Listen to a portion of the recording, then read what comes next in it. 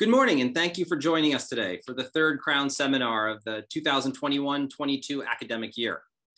I'm David Siddharth Patel, a senior fellow at the Crown Center for Middle East Studies at Brandeis University, and we're especially privileged to be welcoming to campus, or I should say back to campus, Paraska Tolan-Szkilnik. Paraska is a graduate of Brandeis University, but she's now an assistant professor of history, language, and global culture at Suffolk University in Boston, which is a suburb of Waltham. I'll put a link to her full bio in the chat after we begin, but I don't want to spend too much time because she's going to speak for about 25 minutes, and then we'll have plenty of time for Q&A because we're going to go from 11 to 12:15. I ask you to please submit your questions using the Q&A button that's at the bottom of your screen. If you don't see it, hover over it and it should show up. The chat is open, but the panelists will not be monitoring the chat. Crown Center staff will. And again, if you have questions, when you have questions, please submit them via the Q&A button. Closed captioning is available and the session is being recorded. So without further ado, please join me in welcoming back to Brandeis, Paraska Tolan-Szkilnik. Thank you so much, David. Let me share my screen.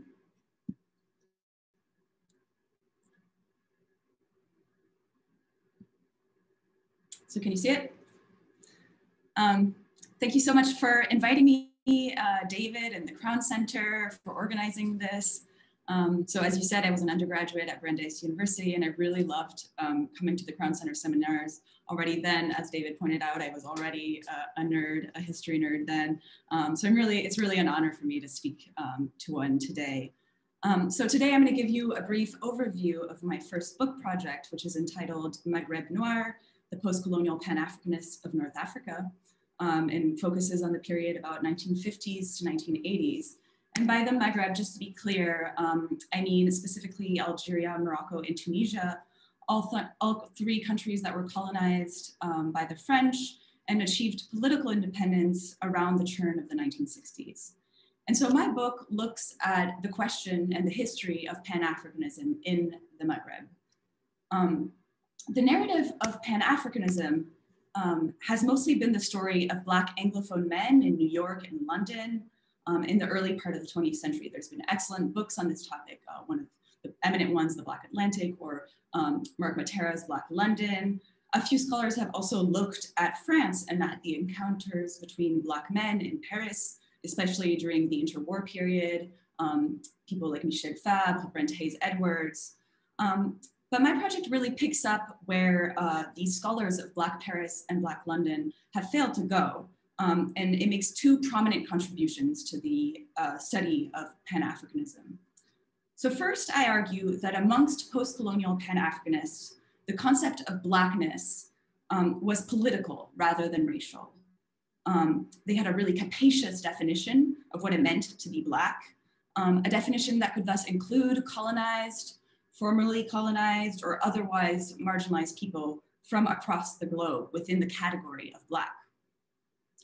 And second, the second contribution I make, which is based on this first contribution, is that because the ideas of Pan-Africanism were thus not limited to people, to Black people, militants who were living in the Maghreb in the 50s, 60s, and 70s, some who were indeed Black, but others who were Arab or white, took up the project of Pan-Africanism and radically transformed it into a multilingual, multiracial, and a cultural project. So my book expands the horizons of Pan-Africanism by introducing a new hub of Black thought. After Black London and Black Paris, I present to you, mesdames et messieurs, Black Rabat, Black Algiers, and Black Tunis. So a few years ago, while conducting research for my master's thesis, I happened on these pictures of a festival that took place in Algiers in 1969, the first Pan-African Festival of Algiers. It was a festival that was funded by the Algerian government and by the Organization of African Unity. The pictures here, you have in the middle Nina Simone performing Ne me quitte pas for the first time, her first performance of the song, her head tipped back, her hair swinging. On the left, you have Eldridge and Kathleen Cleaver, both Black Panther members, walking around the old city of Algiers, accompanied by Algerian children. On the right, you have Archie Shepp, the Black American saxophone player, performing at the festival. This was a CD that came out after the festival with a number of North African musicians. In July 1969, while two men were landing on the moon, exactly at the same time actually, approximately 5,000 people traveled from across the African continent, Europe, the Americas, Asias, to Algiers for this Pan-African Festival of Algiers, or the PANAF as it is called amongst those who study it. Hotels were overbooked, so attendees had to sleep in schools, in gymnasiums, or even under a bridge, as one participant I interviewed confessed to me. At this cultural gala, the Black Panthers mingled with Senegalese musicians, Tunisian painters, Angolan activists in museums, concert halls, and in the streets of Algiers. Sorry, having a hard time turning the page. In fact, this festival was just one of many state-sponsored projects that Maghrebi governments deployed to attract Black artists and activists from the continent, but also from the diaspora to North Africa in the 1960s. Upon independence, the Moroccan, Algerian, and Tunisian governments were intent on emerging as world leaders. And they turned to what we would now call the global South in an attempt to dominate the Pan-African field. They offered military and financial aid to ongoing liberation struggles throughout Africa and the Americas. This official support of Black liberation struggles inspired artists to travel and to even take up residence in the Maghreb. They were eager to escape American white supremacy. So Black Americans and Caribbeans, such as this picture of the American beat poet Ted Jones, or another poet that I'll mention a little later in the talk, René de Pestre, they moved to Tangiers and Algiers, and they forsook, or forsaking the European capitals that had enthralled their forefathers, like James Baldwin or Richard Wright, and really made the Maghreb their home base. Aided by the Moroccan government, Angolan Mario de Andrade and his comrades made Rabat their home base, attracting young freedom fighters from across southern Africa and training them in military camps in Morocco. Probably the most famous of which was Nelson Mandela, who's pictured here alongside other Angolan and Mozambican activists who were also living in Rabat. Starting in 1966, Tunis also drew a host of young African filmmakers for the Biennale Film Festival, the Journée Cinématographique de Carthage, or JCC, distributing prizes to Sarah Maldoror, pictured here, for her movie denouncing Portuguese colonialism, Zambizanga. So much like Paris or London had been a few decades earlier, the Maghreb became a haven for militant artists. In Rabat, in Tunis, and Algiers, militant artists ate, slept, made friends, wrote poetry, drank, had sex, in short, they lived. So I call this group the Maghreb Generation. My first book is their story. The Maghreb Generation was composed of men and women from sub-Saharan Africa, from the Black Diaspora in the Americas, and politically radical individuals from Algeria, Morocco, and Tunisia. As a group, the Maghreb Generation rejected their post-colonial state's easy appeal to fixed national and racial identities. And instead, they built a worldwide network of militant artists who declared poetry, film, guerrilla violence, and direct political action crucial weapons in the struggle for the post-colonial future. The Maghreb Generation pushed beyond the racially and nationally determined alliances of the previous generation of negritude or pan-Arab or pan-African intellectuals, and really they discursively racialized resistance. In so doing, its members radically altered, its members who you have a few pictures of here up on the screen, they radically altered the reality of post-colonial alliances, forging relationships and political networks, which under the guise of culture actually threatened the authority of many of these new post-colonial African states.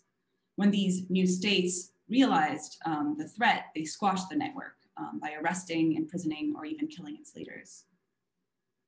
Because of the Maghreb's interstitial position between Africa, the Middle East, and Europe, the encounters in North Africa between Black and Maghrebi artists really challenged the foundations on which many people believed that Pan-African solidarities were based.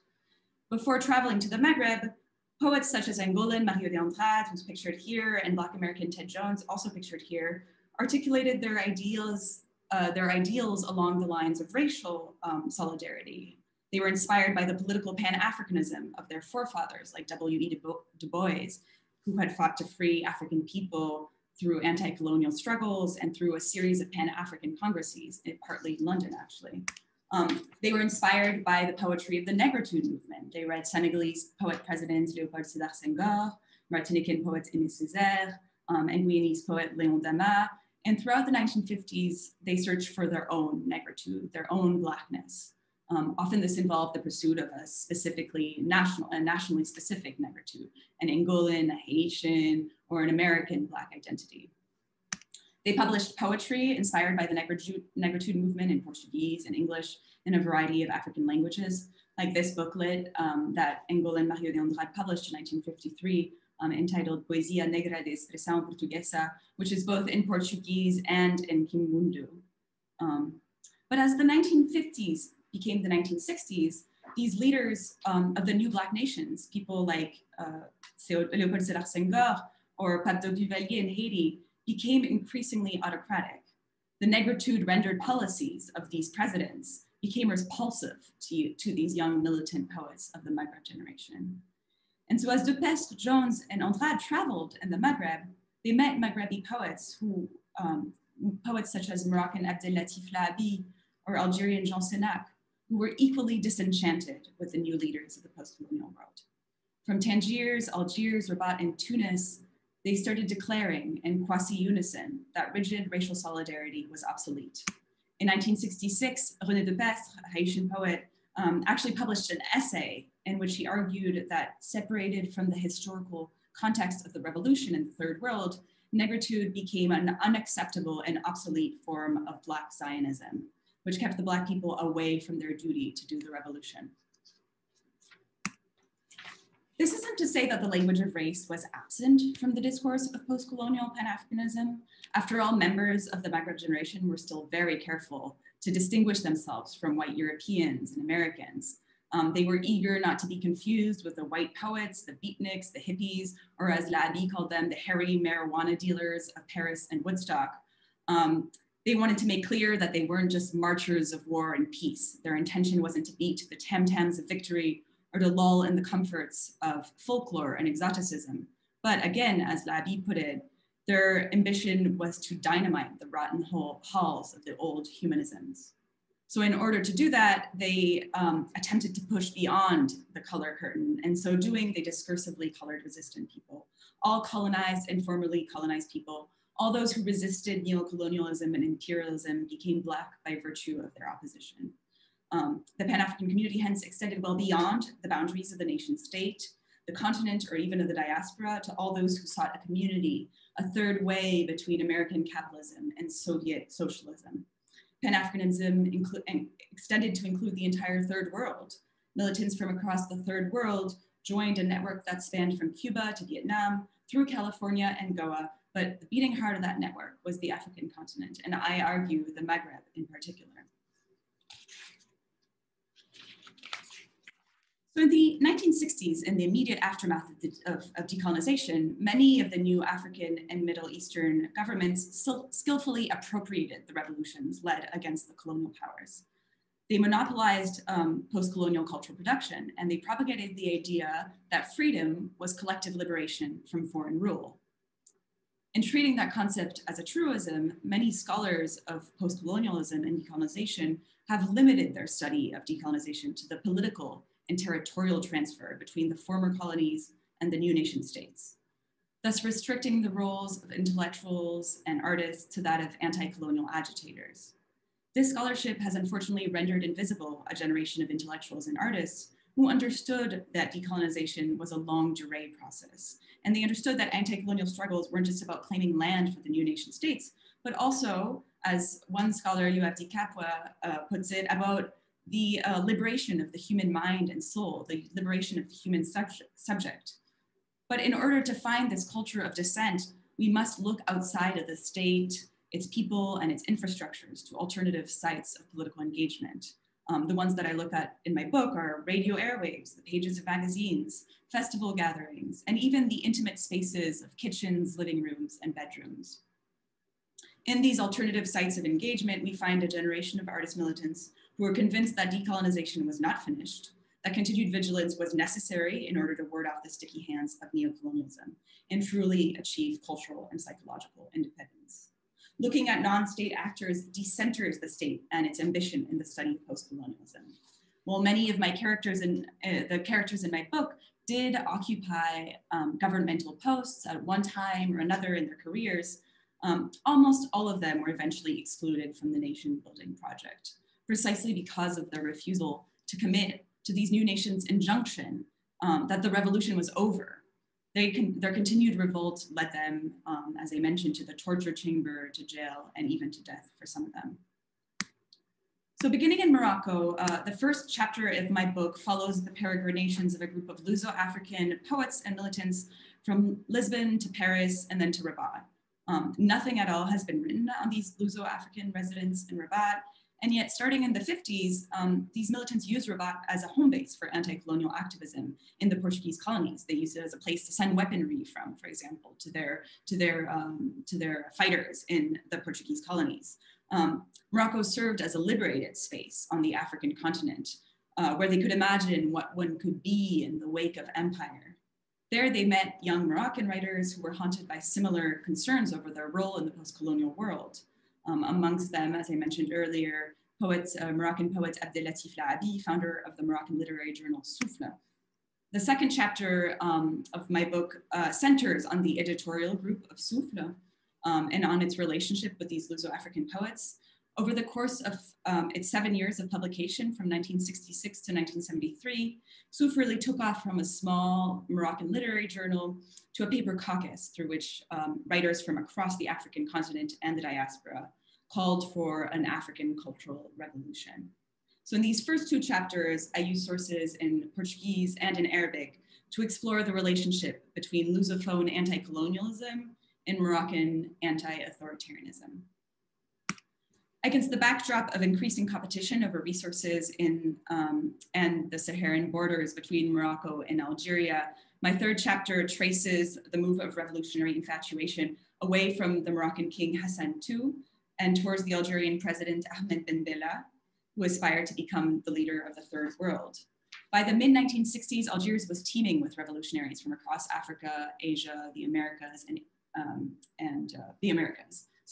leading the famous militant Amilcar Cabral to call Algiers the Mecca of revolutionaries. But not all in Algiers were enthusiastic supporters of the Algerian government's bid for Pan-African leadership. So my third chapter really sets itself in contrast to previous scholarship on the Pan-African Festival of Algiers of 1969 by giving voice to poets and artists from Algiers and all over the world who viewed the festival as a facade erected to conceal the decaying ideals that had once sustained the Algerian Revolution. My fourth chapter, also focusing on the Pan-African Festival, offers a window into the carnal underbelly of Algiers' status as the Maghreb Revolution by looking at sexual and romantic interactions between artists of the Maghreb generation during the Pan-African Festival. Finally, my fifth chapter turns to Tunisia's attempt to match Moroccan and Algerian Pan-African leadership. The Tunisian Cultural Ministry, determined to become a key player also in the Pan-African scene, created the Journée Cinématographique de Carthage in 1966, a biennale film festival that continues to this day.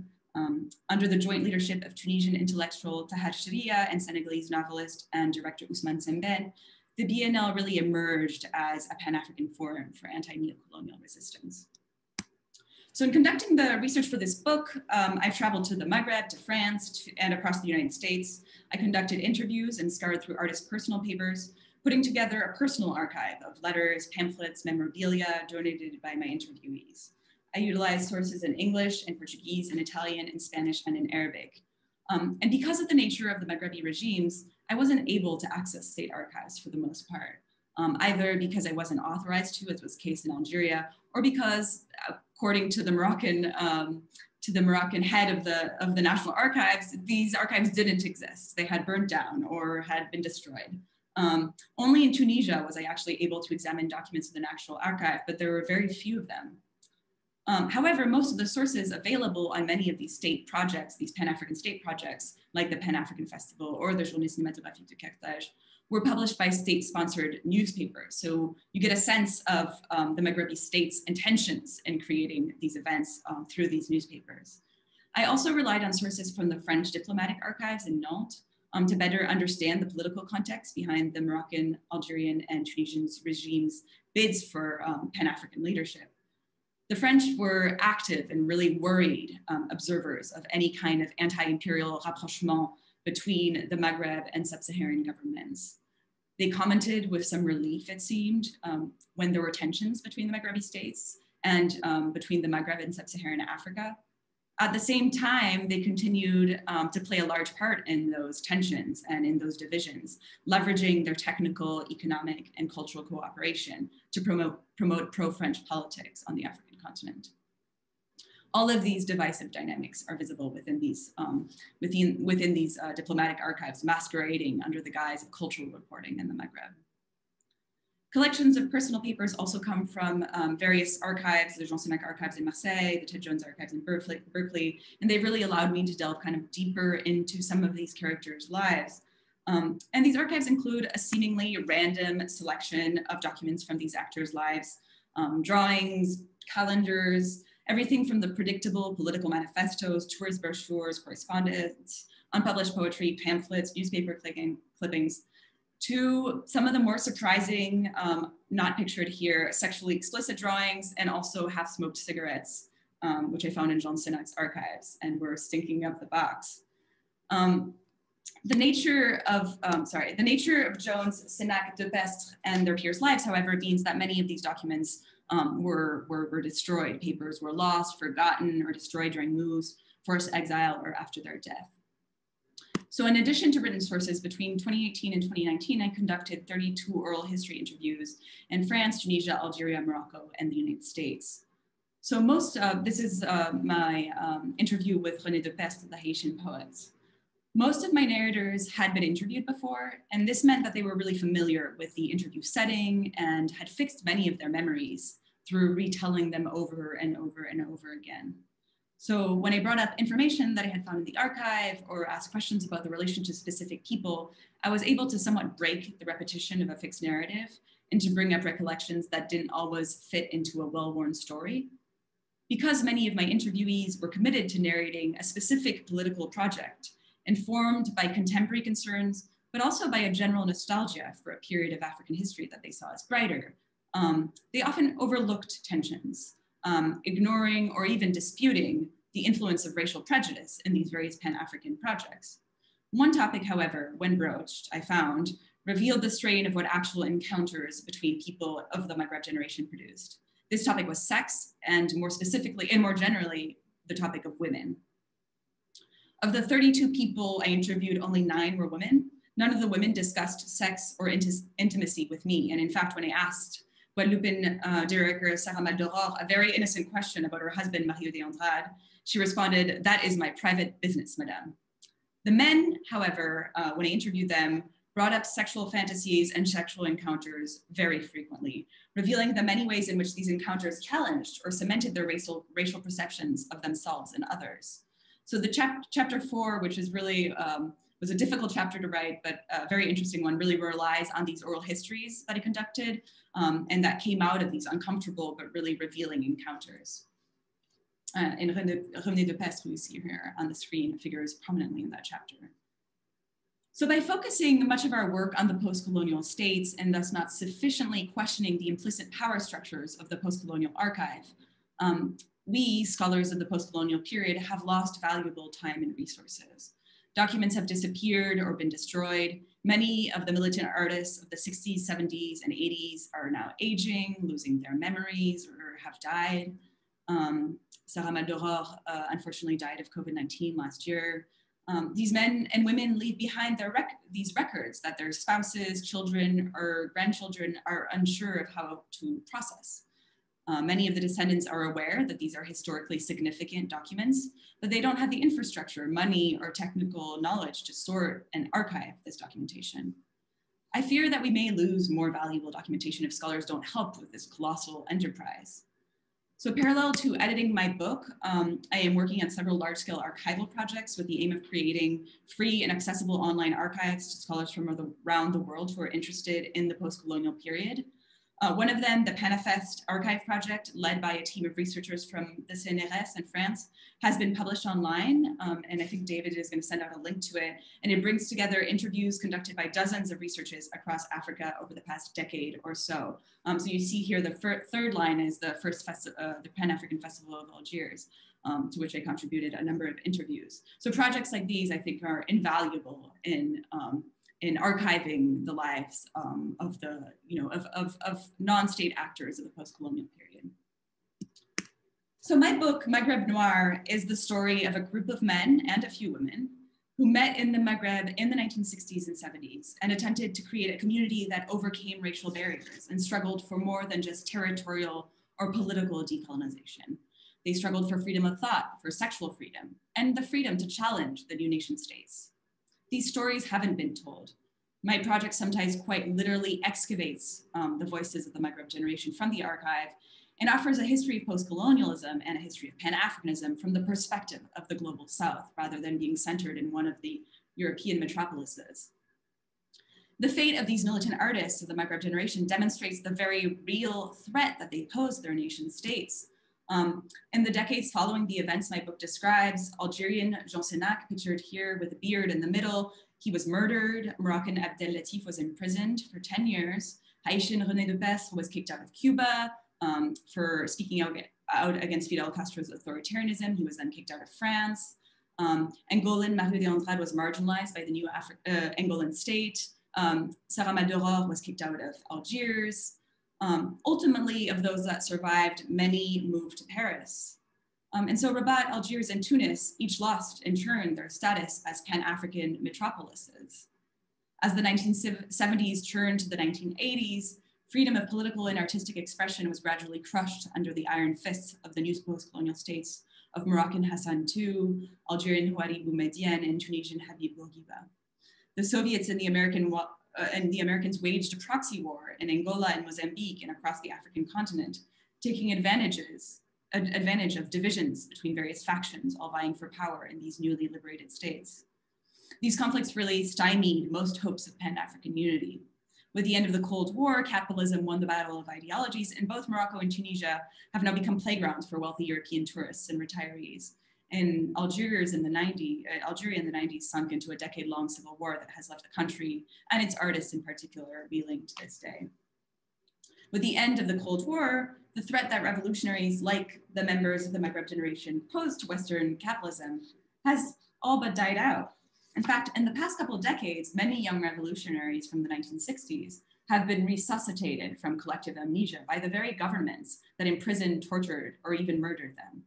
When I was in Rabat in February 2018, the Royal Library was hosting a conference on Morocco's assistance to the former Portuguese colonies in Southern Africa under the high patronage of King Hassan's son, Mohammed VI. And Souf, which was long banned, and its editorial team was imprisoned, is now available in its entirety on the Moroccan Royal Library's website. In 2009, the Algerian government organized in great pomp a second Pan-African Festival of Algiers, an event that was widely considered to be a flop for those who had actually attended the first iteration, the 1969 iteration.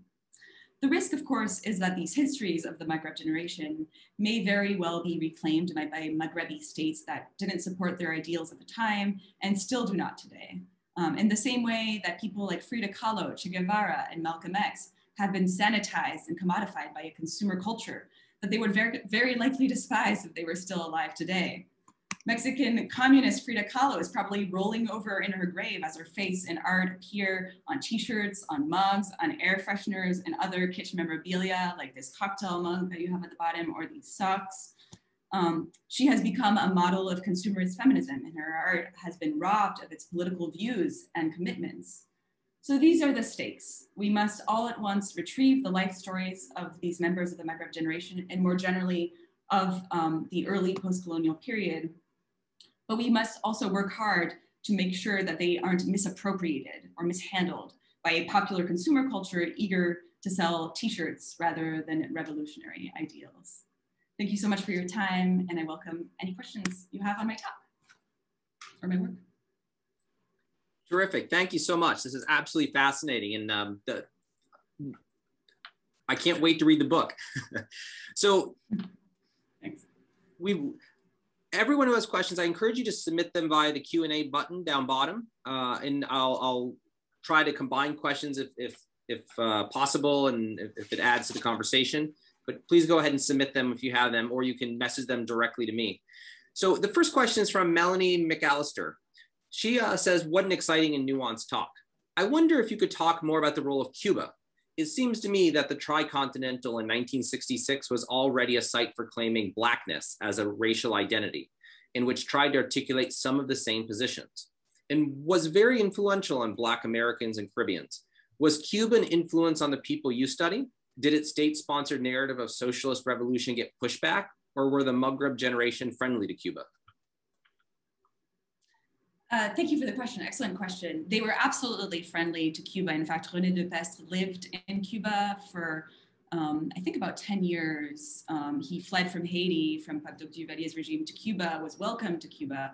And then eventually, as he started being critical, as many of the Maghreb generation continued to be critical of no matter what government they were living under, they were always kind of critical thinkers. And he wrote a long letter to Fidel Castro, an 8-page letter, which I found in his archives, I forget exactly what the argument was specifically. I think there was a specific issue, but essentially talking about how, freedom of speech, I think that they had excluded some poet and he was fighting against it, and was standing up to this exclusion. And eventually he himself got kicked out of Cuba for being to standing up too much to the government. So there was absolutely, many of these people actually did. Mario de Andrade was at the 1966 conference in Cuba. Many of the Luso-Africans were, they were very inspired by poets like Nicolas Guillen and other Cuban poets. So there was a strong relationship with Cuba. But I think as the Cuban regime kind of sunk into authoritarianism, they had some of the similar critiques, same critiques that they levied towards other African states. I apologize. Melanie McAllister's question asked about Blackness as a radical identity. I mistakenly said racial identity, but I think you knew what she meant. Yeah, no, absolutely. Political identity as well in Cuba, for sure. So this might be a very specific question, but did the 1964 Zanzibar revolution echo at all among these the Maghreb generation, or was Oman and concerns from there distant enough with the violence against Arabs? Was it, you study this period and this happens in the middle, was it divisive in any way? Did it push some out? I don't think I have seen that in the sources, mentions of it really in the sources. Most of the contact with, I would say that most of the contact between these Maghrebi thinkers and sub-Saharan Africa was kind of limited to the Western, like north, south, but Western side, down to Angola and Mozambique, but not much on countries like Ethiopia or Eritrea or, kind of Zanzibar, more the Eastern side of the continent. I haven't seen much in the source, but that would be interesting to look into. So we have a question here, and I apologize if I mispronounce the name. Sevet Dargin asks, how do the Berbers and other non-Arab communities figure into your discussion of Pan-Africanism in post-coloniality in the context of North Africa? That's a very good question. The truth is that, there is, so places like, groups like Souffle, the journal Souffle, did talk about Amazigh identity and various Berber identities. I don't think they ever published any poetry in Tamazight. That we would have to check with some of my colleagues who are really focused on Tamazight identity. But they did talk about the diversity of Maghrebiness and how, you could be Maghrebi and Jewish. Of course, Jewish was, talking about Judaism was a big concern at the time as well. But you could be Maghrebi and Amazigh, and Arabic wasn't necessarily the primary language, which was one of the pushbacks that they had towards printing a journal in French in a primarily Arabophone country, was that anyways, Arabic was also a foreign language. So there was these kind of divisive debates over language and identity. But for the most part, the people that I've seen involved in these kind of Pan-African movements so far have been, further away from the Amazigh communities. But I think that's probably something that I should look into more. Yeah. So from Carol Solomon, does Mehdi Ben Barka figure into your discussion of Morocco? Absolutely, absolutely. In fact, a lot of these Luso-Africans were eventually kicked out of Morocco because they wrote letters to the king when Mehdi Ben Barka was disappeared, asking, the king uncomfortable information about where he was. And so eventually a lot of their funds, they were getting money from the Moroccan government for the first few years. They had an office in Rabat and they were getting money for weaponry and stuff like that. And those funds dried up when they started questioning, especially around issues of around Mehdi Ben Barka's disappearance. Yeah. So Sarah Gray asks, I wonder if you could say something about how these Maghrebi sub-Saharan African connections inform projects for alternative state formations, unions like West Africa, or federal structures, as in the original debate about the role of the African Union. Also, are there parallels with Getachews world making after empire analysis beyond the individual? Contributions, say, people like Bejoui.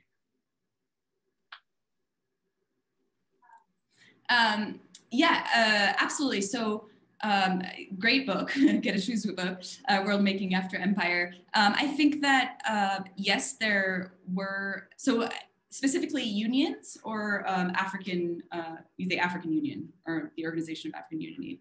I think there's two different things. So for the most part, the actors that I'm looking at weren't so interested in organizations like the Organization of African Unity, because despite it being kind of a continental organization, it was still very nationally based. Everybody was represented by their specific nation. The borders were considered essentially sacred. And there were, various disagreements over the borders, including between Algeria and Morocco. But for the most part, the Maghreb generation people weren't so interested in however, a lot of them were union organizers and participated in various union conferences across Africa, but also with unions in Europe, including a lot of unions from Eastern Europe. So there were some kind of more, I guess, localized international or labor-based international organizations, but I don't think they were as interested in or structures like the Organization of African Unity. I hope that answers the question. So David Stenner asks, did these anti-colonial exiles have any real impact on domestic political discussions in Morocco, or did they remain in a small echo chamber of Francophone intellectuals while mainly engaging with their peers in other parts of the region? Did they have, sorry, could you repeat the first part of the question? Did these anti-colonial exiles have any real impact on domestic political discussions in Morocco, or did they remain in a small echo chamber of Francophone intellectuals while mainly engaging with their peers in other parts of the region? That's a good question. And it's kind of a hard question to answer because for the most part, the people that I'm looking at are from a higher social bracket and they have, a certain level of education and they are speaking in either French or sometimes publishing things in Moroccan, in Fusha rather than Darija. So their base sometimes may have been quite small. However, the impact that they had, the fact that there was this huge trial for Soufra, for example, that was televised and really ricocheted across the kind of Moroccan political elites and also intellectual. There was, let's say, the Moroccan government used them as a PR move, I think, kind of, and as a way to kind of to show that that they were going to crack down on dissent. So I think that they did have I think that they did have an effect on the kind of the ins and out of Moroccan's political world, if not necessarily in the ways that they would have liked. So Hanan Hamad, a former sabbatic fellow at the Crown Center, asks, first she says, wonderful talk. Her question's about the position of the Palestine question and how this generation that you study approached that question, particularly towards the Israeli left.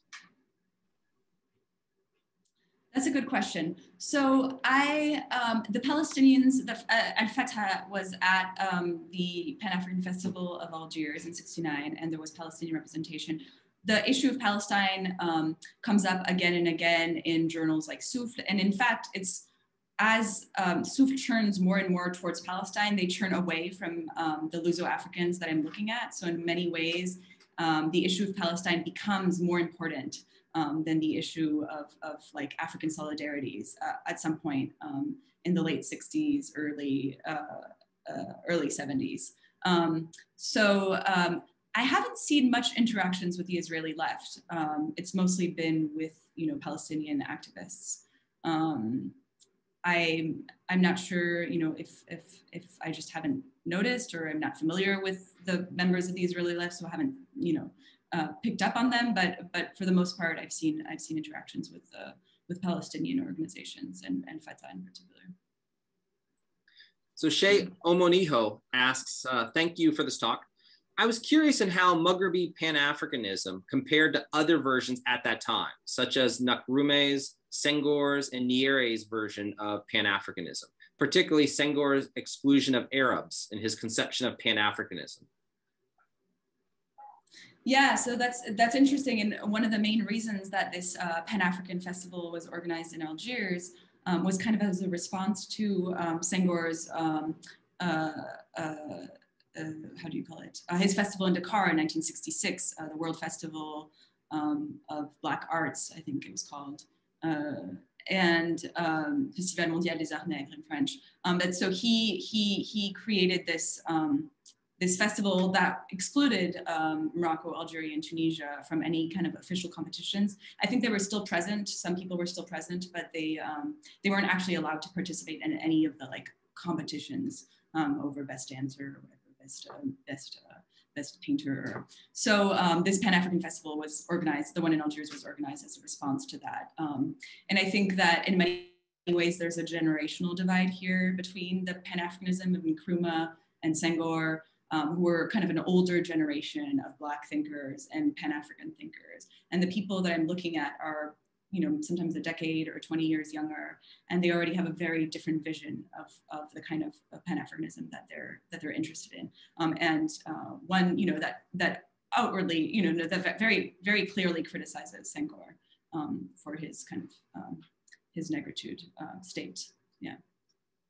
So we have a couple of questions about almost the methodology of the discipline of history and how you conduct this. And build on in the future. So one of them is from Sarah Gray. It says, you made several references to intimate spaces and relationships. Could you give some examples and say more about what you read into these situations or what they represent?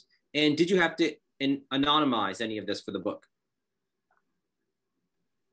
So, so far I haven't anonymized anything. A lot of the actors that I'm talking about are for the most part dead at this point. A few of them aren't. So this is one of the things that I would have to look into. I will be meeting René de Pestre again probably this winter, and so we'll talk about, but honestly, the conversations that we had, they were recorded. A lot of them are available on this PanAfest digital platform, and they agreed to have these conversations recorded and put onto these platforms for everyone to see. So at this point, most of the information is public access.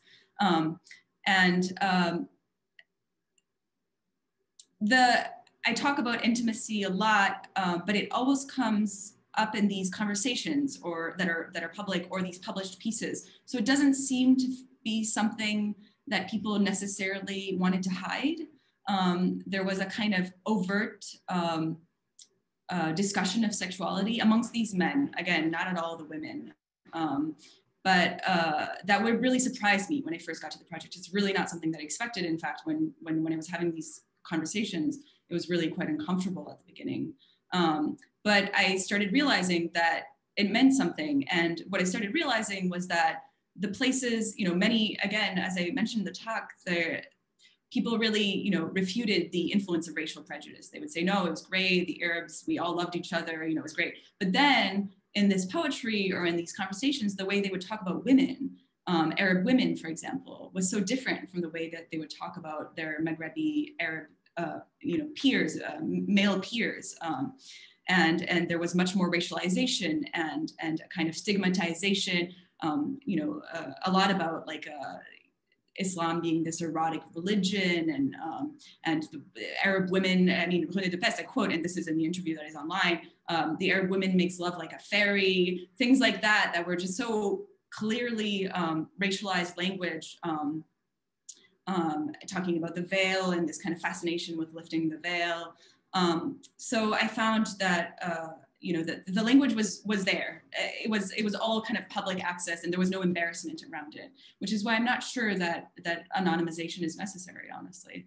But those are the kind of intimate spaces, and the intimate spaces I'm talking about is not, obviously I didn't go into these bedrooms, but they were brought up. So one of the main things that Khalid Best remembers from the Pan-African Festival of Algiers is sleeping with these two Algerian sisters, and it's something that he brought up again and again and again during our interview. I would say at least 10 times. So there was no embarrassment, and there was it was very present. Yeah. Another question about methods is from Alison Vanus, who asks, could you say a little more about the development of the PanAfest archive? What kinds of decision-making contribute to the formation of such a valuable resource for transmission of oral history? So it's a project that's led by a number of scholars in the CNRS, including Dominique Malaquet, Malika Rahad. And the idea was that there were all these different people conducting interviews for their own work, and they were kind of amassing this collection of interviews. And they organized it around 4 specific festivals. I came in kind of later to the project, but these 4 different festivals, including the festival in Senegal, festival in the Pan-African Festival of Algiers, the festival, the second World Festival of Black Arts, and then a festival in Zaire too, which I'm less familiar with. But the idea was these scholars were doing their research anyways, and so they wanted to kind of collect these, and they did a really, really cool job. I mean, the technicians who were working on this, because you have the interview coming up, and then at the same time, you'll have, whenever the person who's being interviewed mentions a specific personality, you'll have a bio pop up, or pictures, various pictures from primary sources, archival documents pop up if they're mentioning some kind of poster or something for an event. So I mean, it's an incredibly valuable source if anybody's interested in these Pan-African festivals. I've used my colleagues' interviews a lot for some of these oral history. So on top of my oral history interviews, I use a significant number of my colleagues' interviews through this platform. But this is really the type of project that I want to continue to do. Over the past years of interviewing, I've been brought into people's homes. I've looked at their collections of boxes of various things that they decided to keep, medals, and it's really cool. But for the most part, these people really don't have the resources to do anything with them. And so I would really like to. I'm going to be organizing a panel next year at the ASA on how to build archives, and we're going to have people from the Pan-Africanist archives come and talk about the technical aspect of building an online archive, so that we can, as researchers, who work on the post-colonial period, actually upload our kind of archival pictures from these private archives or personal archives onto a website, so that we can use them, but also researchers from countries that and universities that don't have as much travel fund can actually access the archives online. So it's something I'm really dedicated to. There's 2 questions here I want to combine because I think they're similar. They're both asking you to. Your project looks primarily at poetry and literature, and they're asking you to go a little further. So Cynthia Becker asks, many visual artists wrote for Souffles. Sorry about my pronunciation. Do you also study visual artists who are politically engaged? If so, can you give an example? And does their work also address issues of Pan-Africanism? And I want to combine that question with one from Ian Vandermeulen. He also notes that your talk focuses a lot on literary trends. Can you speak to the role of music in the emergence of the Maghreb generation? He was struck in particular by the picture in the first slide showing Archie Shep with Tuareg musicians. Many of the Tuareg, of course, presented a threat to post-colonial nation states, much like the intellectuals you cover, albeit in a different way. And now, of course, some Tuareg music has become very commercialized through groups like Tinaraween. What role did music play, and what were the echoes of that today? So it's 2 separate questions, but I think they parallel nicely. Yeah, absolutely. I mean, music and art play and they do play an important part. I think, you know, for the sake of this project, I've kind of limited my cast of characters, and many of them were poets because they were heading these various projects, like Souffle or Jean Sénac, this Algerian poet, had a radio show in which he would invite musicians and poets and stuff from around the African continent. It was called Poésie sur tous les fronts, but he also played music on this show. So he also did showcase various African and diaspora musicians. And I think I've written an article actually about Archie Shep's visit to Algiers and his kind of quest, or I think it's called Saxophones something, quest for a Pan-African groove, because he's really interested in this idea of a Pan-African groove. I'm not as let's say, agile when it comes to musical analysis. It's not my specialty. I love listening to music, but I don't know that I have the kind of the kind of knowledge to do like an ethnomusicology of the movement. But certainly, you know, if you think of Randy Weston's book, America Speaks, Africa Answers, I think it's called, about the jazz musicians who traveled to North Africa in the 40s, 50s, 60s. People like Ted Jones. Ted Jones called himself a jazz poet. He drew a lot too on the sides of his poems. So he had a kind of an Apollinaire side.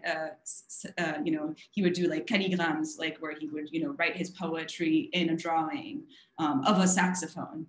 So he had, you know, I think it was on one of my slides, you could see one of his drawings.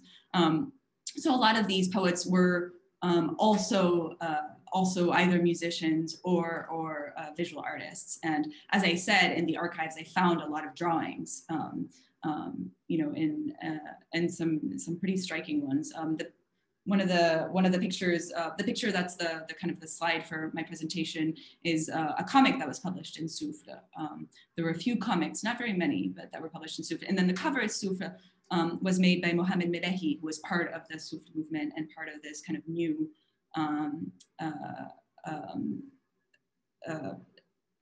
Moroccan art scene and kind of radical art scene. And I interviewed him as well for the project. So yes, absolutely, they were all tied. So looking at more modern times, Tamara Turner asks, she's curious if you plan to investigate the 2009 Pan-Af in Algiers in terms of how some of the discourses have changed, evolved, or remain the same.